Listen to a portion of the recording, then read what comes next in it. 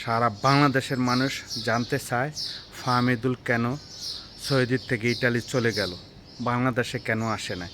Saudi camp শেষে বাংলাদেশ দলের সাথে কেন সে বাংলাদেশে আসে নাই এবং কেন সে ইতালি চলে গেছে, এইটা ক্লিয়ারভাবে বাফুফের জবাবদিহি করতে হবে সারা বাংলাদেশের মানুষের কাছে।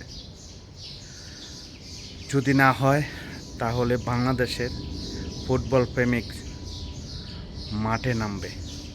আমি মনে করি অনেক হয়েছে, অনেক কিছু দেখছি আমরা ক্রিকেট নিয়ে, ফুটবল নিয়ে, সবগুলা দল থেকে। সিন্ডিকেট নতুন বাংলাদেশে থাকবে না এটি আশা করি। এমন এটা ক্লিয়ার করার জন্যই বাফুফের মিডিয়ার সামনে আইসা বলতে হবে কেন ফাহমিদুল দলে জায়গা পায় না, কেন ফাহমিদুল সৌদির থেকে টিমের সাথে দেশে আসে নাই, কেন সে ইন্ডিয়ার ম্যাচ খেলবে না। এটা পুরোপুরি ক্লিয়ার করতে হবে বাফুফের। আমরা অতীতে যা দেখছি তার যে পুনরায় আবৃত্তি না হয় এই বাংলার মাটিতে, তার জন্য আমরা প্রতিটা ফুটবল প্রেমিক মাঠে নামব, এটা নিয়ে আন্দোলন করব।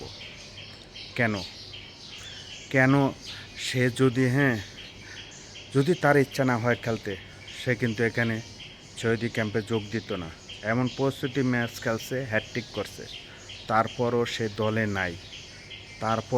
দলে নাই। কেন নাই দলে নাই?